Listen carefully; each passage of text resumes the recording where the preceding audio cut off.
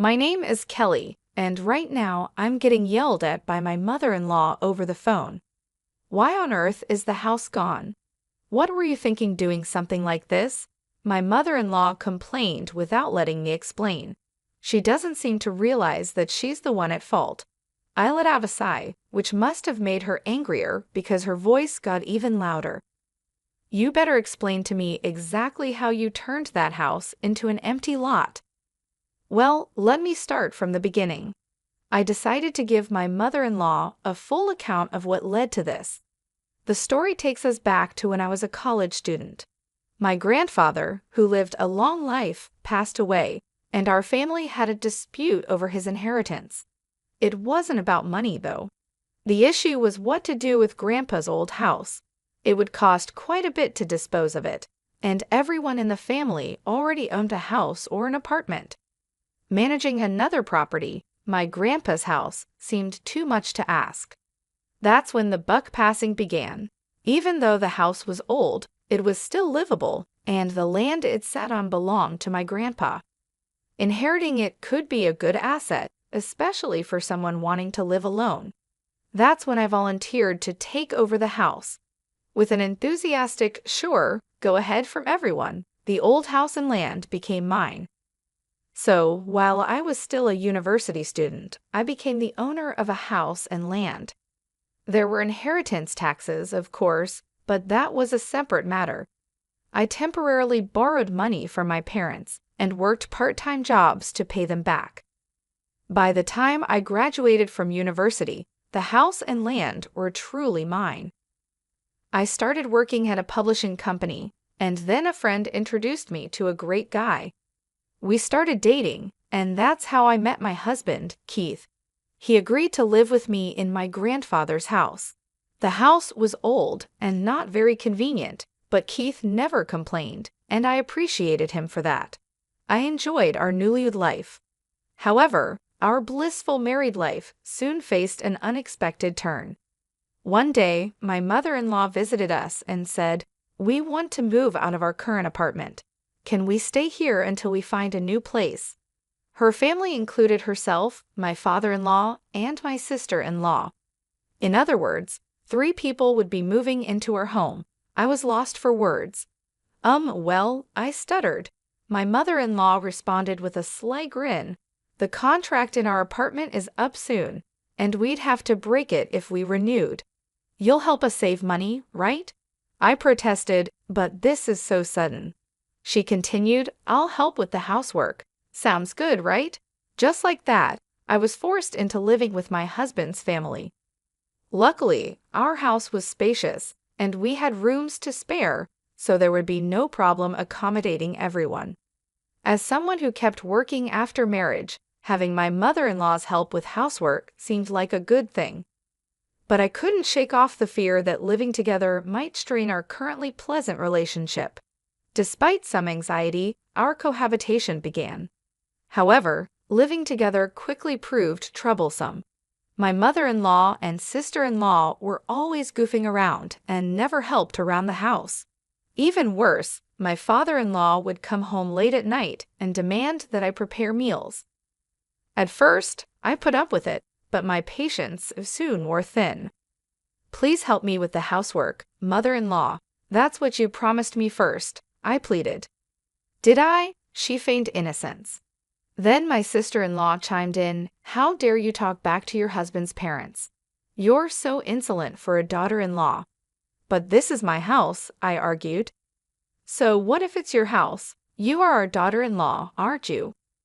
"Well, yes, but whatever is our daughter-in-law's is ours, right?" I was too shocked to reply. In the end, my mother-in-law and sister-in-law continued their ways. They partied all the time and never helped around the house. I tried talking to my father-in-law about it, but he said, "You are our daughter-in-law. You should respect us." Nothing good comes from a daughter-in-law defying her in-laws. It'll end in divorce, and you'll be thrown out. My father-in-law seemed to be under some misunderstanding. If I were a stay-at-home wife without a job, I might worry about life after divorce.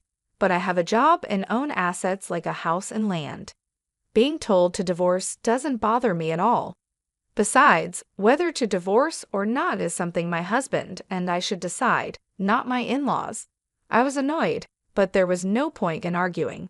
I realized they wouldn't listen anyway. I'll have them leave, I muttered to myself. But it wasn't that easy.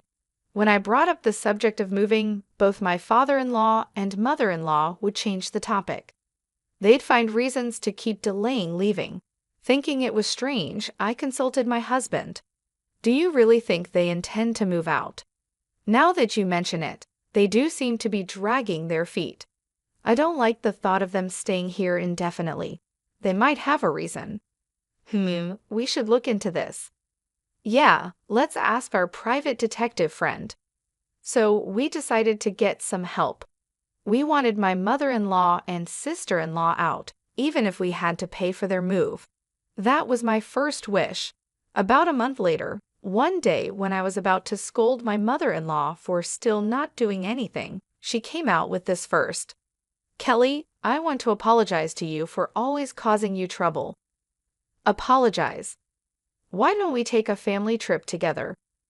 That was her proposal.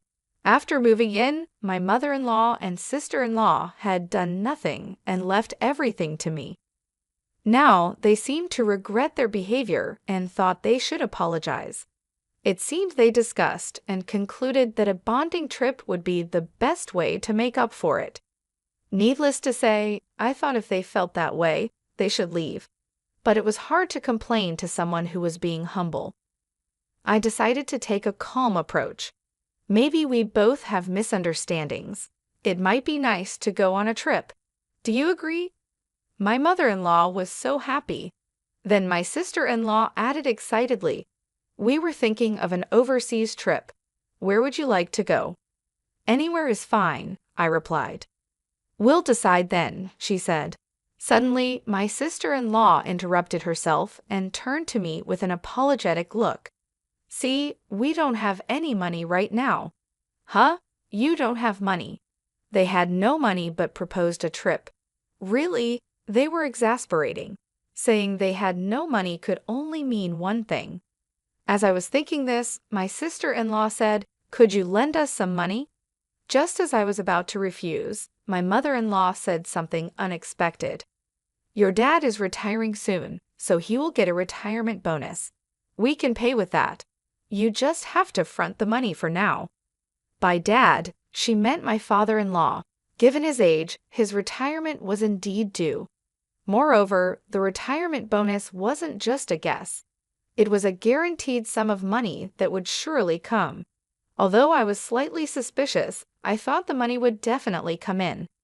The matter we were discussing on our side needed a bit more time, so it might be better to accept my mother-in-law's invitation and avoid causing tension between us. So I accepted the idea of the trip.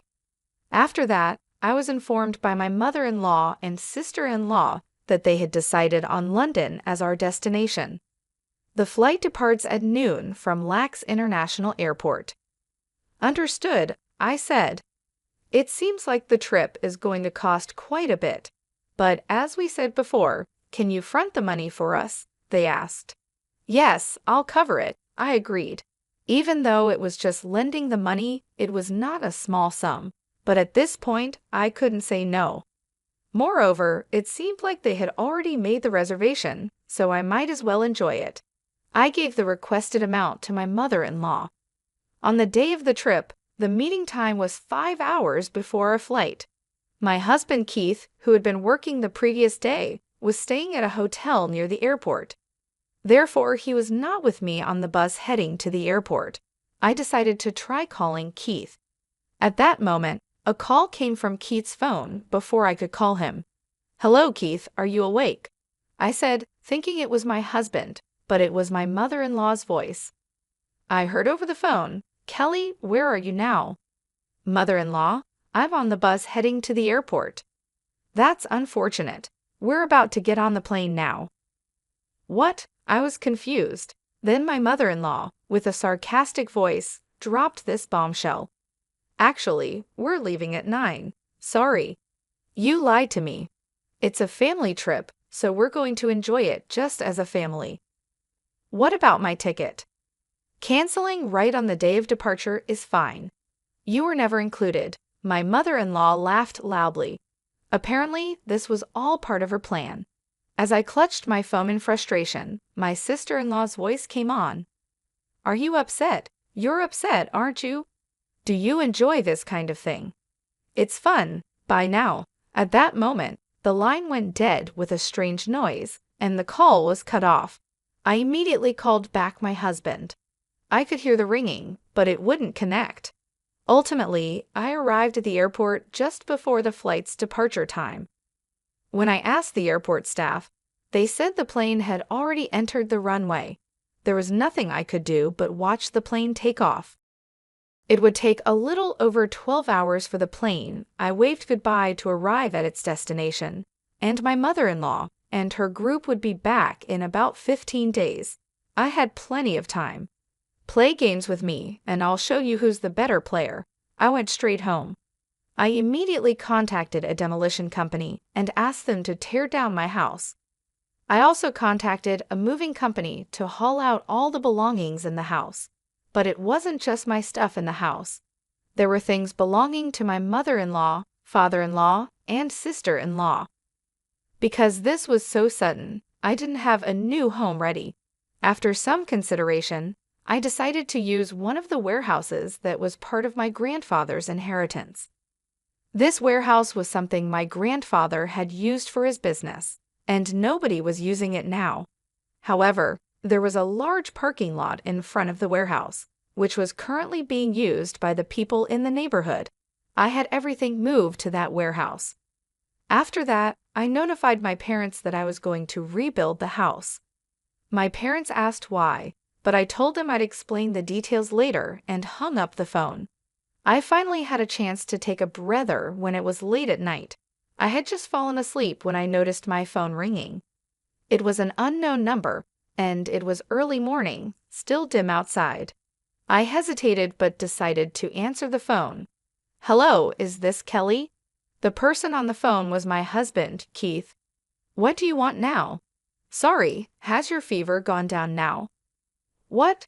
What are you talking about? I heard you had a high fever, Keith said. As I listened to his story, I realized my mother-in-law's careful maneuvers. Apparently, Keith had been told the correct meeting time. Because the meeting time was early in the morning, he had purposely stayed at a hotel near the airport. When he arrived at the meeting time, he quickly noticed I wasn't there. When he asked my mother-in-law about it, she told him I had gone to the hospital with a high fever. Keith was worried about me, but thought he couldn't call the hospital. My mother-in-law pretended to be passing on a message from me, telling Keith to enjoy the trip. So he thought he would enjoy the trip for my sake, and departed without contacting me. But my mother-in-law knew Keith would call me eventually. She called me on Keith's phone just before departure. After they had riled me up, my sister-in-law pretended to accidentally break Keith's phone. Keith believed her and forgave her on the spot. But during the flight, he realized something was strange and called me as soon as he arrived at the hotel. You've got to be kidding me. Even my sister was in on it? What the hell are they doing? Keith, are you mad at what they did? Of course, I was looking forward to going on the trip with you, Kelly. It seemed Keith had nothing to do with it. If that was the case, I decided to get my husband's cooperation. I discussed the ongoing plan with Keith. So that's how things are moving, I said. I see. That sounds interesting, he responded. I've prepped everything. Keith, you just need to act like you're enjoying the trip. Understood.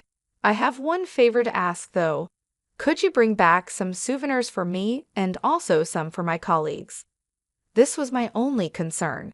Whenever one goes on a trip, it's customary to bring back souvenirs for colleagues at my workplace. In fact, I had even been asked to buy some branded items.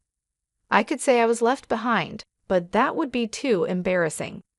It was a dilemma for me, but with Keith on my side, it changed the situation.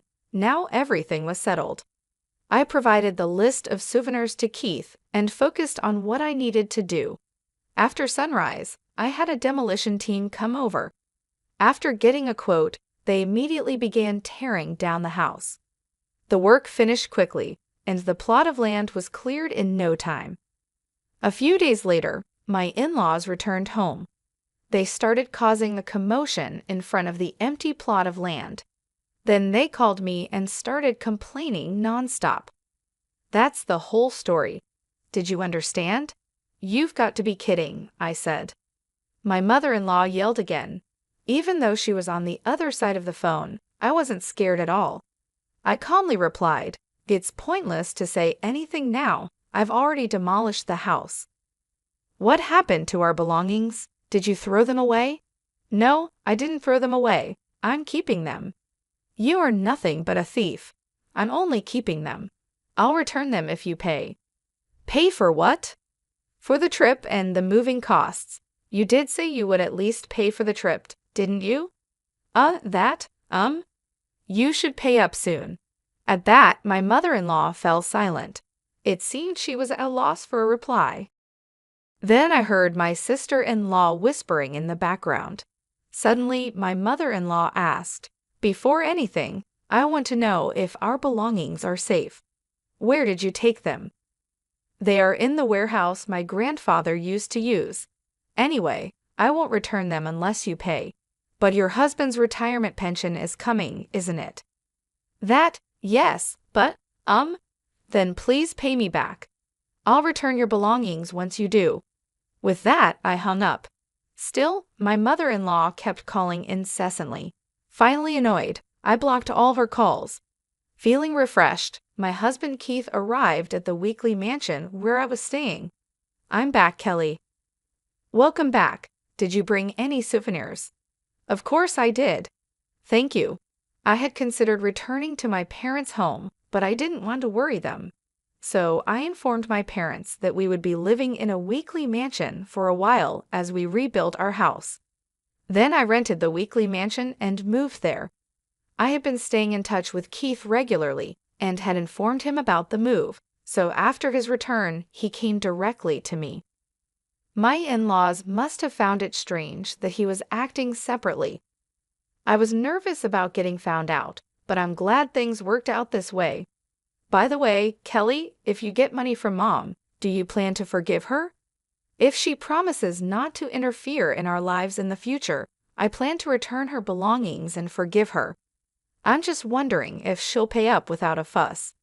Don't worry, the warehouse is locked, and she can't take anything out without paying me back. There's no way to get into the locked warehouse. If they think it's possible, they'll give up and pay. I was confident, but I couldn't expect a reasonable response from my in-laws who lack common courtesy. I was reminded of this early the next morning when my phone rang in the dim morning hours. At this hour, I looked at my phone with sleepy eyes. It was another unknown number. When I answered, the person on the other side said, "I'm sorry for calling so early. I'm from the police." "Police?" I instantly woke up. I sat upright and listened carefully. There had been a disturbance at my grandfather's warehouse. It seems a local resident who uses the warehouse parking lot reported it. When we arrived, we found an intruder causing a ruckus in the warehouse and apprehended them. "I see, so you've caught the culprit." "But the intruder says they're a family member of the warehouse owner. They asked us to contact the owner." "Wait, my family, I had a bad feeling. When Keith and I rushed to the scene, several police cars were parked there, and in one of them were my in-laws. "Kelly, help us," my mother-in-law called out. My suspicions were confirmed. The intruders were my in-laws. "Are these individuals indeed your family?" a police officer asked. "They are technically my family," I replied. Keith and I apologized profusely to the police officer and the local people who had heard the commotion. After we apologized, we heard my in-laws' side of the story with the police officer present. They claimed they didn't have enough money to cover the moving and travel expenses I had asked for. Apparently, they had spent my father-in-law's retirement funds on traveling and repaying their own debts. That was challenging enough, but then my sister-in-law chimed in, "I've got a blind date tomorrow. Where are my clothes?" After some squabbles, they decided to take just what they needed from the warehouse. That's why the three of them broke into it. But once we got inside, we found photos of them partying with men mixed in with their belongings. This was a result of the investigation I had commissioned. When Keith and I asked a private detective to investigate my in-laws, it turned out that my mother-in-law and sister-in-law had been goofing around with men. These men worked in the nightlife industry, and my in-laws had poured quite a lot of money into them. They had even taken on debts, some of which they repaid using my father-in-law's retirement funds. On the other hand, my father-in-law was having an affair with a younger woman from his workplace. Despite the nice ring to his retirement, the truth was that he had been fired for his affair. I received these reports and photos just before my in-laws left for the trip. When they returned, I planned to use this as leverage to kick them out. But with things turning out this way, I had moved the photos to the warehouse along with my stuff. So they broke into the warehouse, found the photos, and started fighting over each other's misbehavior. "Seems like they brought this on themselves," I murmured. My mother-in-law shouted at me angrily, "What were you planning by taking these photos?" "Like I care," I retorted. My father-in-law yelled, "What have you done? This could ruin our family." "Well, that's your fault, isn't it?" "What? How dare you, as a daughter-in-law? Enough. If you have complaints, I'll sue you for trespassing." They'd all be arrested if it came to that. Realizing this, the three of them promptly quieted down. However, it was clear that none of them had the means to pay me back, so I proposed another option to them. "Would you rather work at a cannery to pay me back or get arrested for trespassing?" Predictably, they chose the former. I managed to get them jobs at a friend's cannery. They're working there every day now, earning the money they owe me. Meanwhile, I rebuilt a house on the land where my grandfather's house once stood. It's a brand new house that still retains traces of my grandfather's house. Keith and I are starting our married life anew in this convenient new home.